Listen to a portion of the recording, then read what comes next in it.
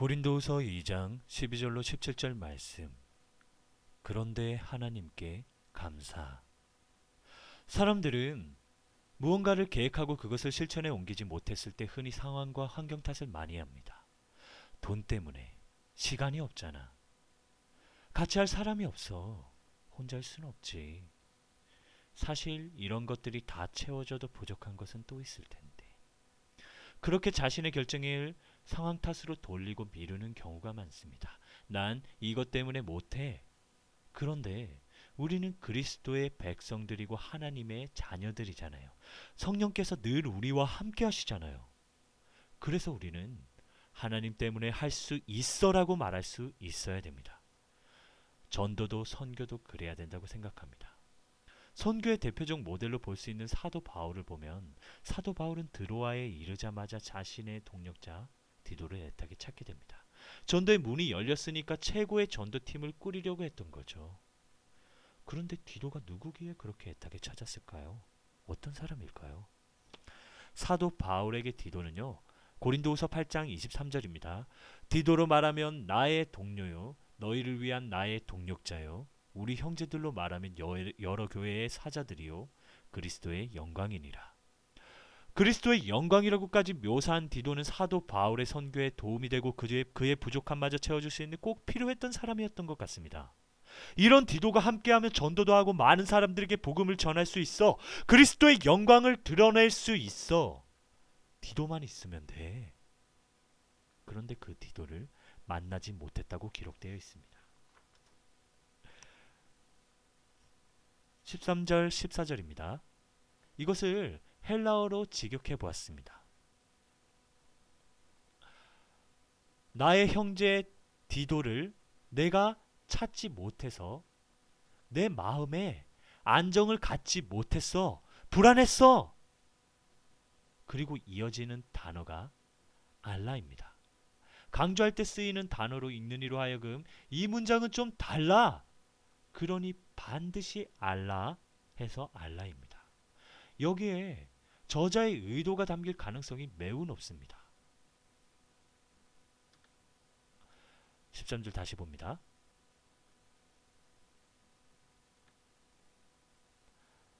나의 형제 디도를 내가 찾지 못해서 나의 마음이 불안했어.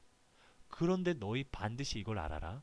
그들과 작별하고 마게도냐로 갔잖아. 어라? 강조 용법을 쓰기엔 너무 무난한 문장이 아닌가요? 그런데 다음 구절에 붙는 단어가 그런데라는 뜻을 가진 접속사 데입니다. 두 문장을 붙여준다는 거죠. 이어준다는 거죠. 다시 말해서 알라로 강조하고 싶은 문장은 접속사 대로 이어져 있는 14절에 기록되어 있다는 겁니다. 다시 13절부터 보겠습니다. 나의 형제 디도를 내가 찾지 못해서 나의 마음이 불안했어. 근데 너희 이걸 반드시 알아야 돼. 내가 그들과 작별하고 마게도냐로 갔잖아. 그리고 토 데 레오 카레스. 오늘 주제 말씀입니다. 그런데 하나님께 감사해. 무엇이? 항상 그리스도 안에 우리를 이기게 하시고 우리를 통해 일하시고 그리스도를 아는 지식의 향기를 풍기게 하시는 하나님께 감사하노라.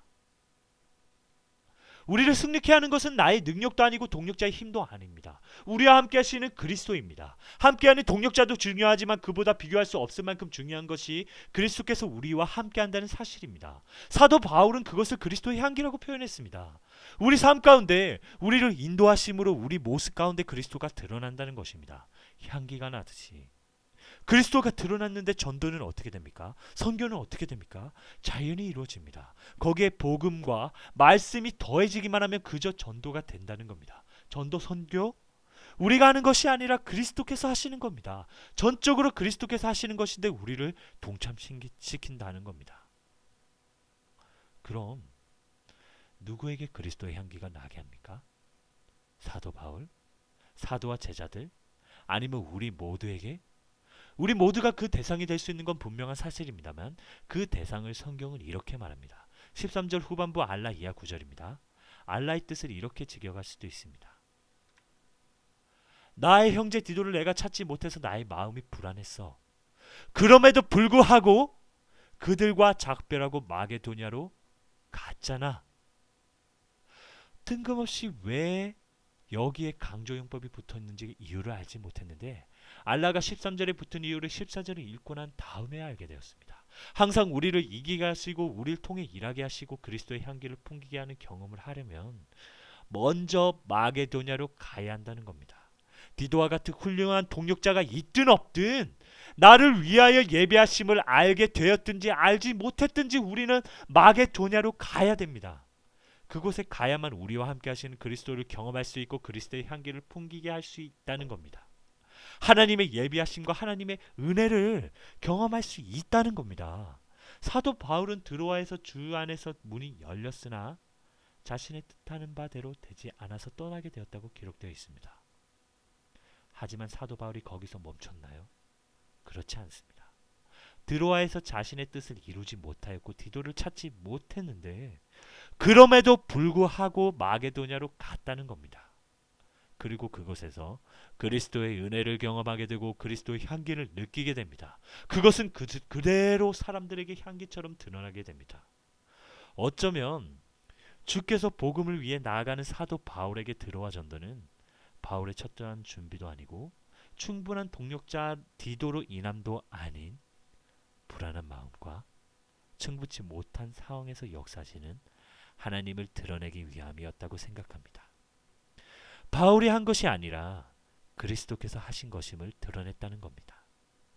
32,000명의 기드온을 따르던 무리가 아니라 고작 300명으로 역사하셨던 사사기 때처럼 여러분도 하나님의 크신 은혜를 경험하고 싶으십니까? 그럼 나아가셔야 됩니다. 하나님은 누구에게 그리스도의 향기가 드러나길 원하시는 줄 아십니까? 여기에 계신 여러분들 모두가 그리스도의 향기가 드러나길 원하십니다. 전도사님들께 질문을 하나 하겠습니다. 사역지, 자신이 섬기고자 하는 교회를 택하는 기준이 뭔가요? 교회의 위치, 교회의 크기, 성도들의 수? 이런 것을 완전하게 부인할 수 있는 전도사가 얼마나 될까요? 저도 다르지 않습니다. 저도 작은 교회보단 큰 교회가 좋습니다. 그게 사람의 마음이 아닌가 생각됩니다. 요즘 성도들은 재정 든든하고 큰 건물을 가진 대형 교회만 찾습니다. 개척교회는 힘들다고 가지 않습니다. 그렇게 작은 교회들은 성도들이 점점 줄어들다 교회가 문을 닫고 사라지고 있습니다. 교회 지도자들이라고 하는 목회자들부터 큰 교회를 좋아하는데 성도들은 당연한 게 아닌가요? 그들을 나무랄 수 있습니까? 그런데 이것이 과연 주님의 뜻이 맞을까요? 내가 부족해서 우리가 연약해서 그렇다고 치겠습니다. 그런데 큰 교회에 간 전도사치고 전도왕이 됐다는 소리를 들어본 적이 없습니다. 그런 사람을 본 적이 없습니다. 큰 교회에 갈 때는 마음이 그렇지 않았을 텐데 내가 대형 교회만 가면 찬양도 멋지게 하고 말씀 중심으로 설교도 하고 전도도 많이 해서 더욱 부흥시켜야지. 그 마음 어디 갔습니까? 전도의 복음 전파의 간절함 어디 갔습니까? 그런데 작은 교회들은 다릅니다. 그들은 여전히 복음에 간절합니다. 끊임없이 나아갑니다. 그곳에 그리스도께서 함께 하시니까 그리스도의 향기를 드러낼 수 있음을 알고 있으니까 그것을 믿고 있으니까 그럼 여러분의 마음에는 그리스도께서 들어가 계시지 않나요? 아니잖아. 그럼 나가세요. 이제 사람이 없네, 시간이 없네, 돈이 없네 하지 말고 하나님의 복음의 일꾼으로 나가서 전도도 하고 복음도 전하고 찬양도 하고 말씀을 선포하세요. 그때 그 자리에서 이미 예비된 하나님의 은혜를 감사를 경험하게 될 것입니다. 우리와 함께 하시네. 그렇게 그리스도 안에서 향기 가득한 전도사님들이 되길 간절히 소망합니다. 우리는 수많은 사람들처럼 하나님의 말씀을 혼잡하게 하지 아니하고 곧 순전함으로 하나님께 받은 것 같이 하나님 앞에서와 그리스도 안에서 말하노라. 고린도후서 2장 17절 말씀. 아멘.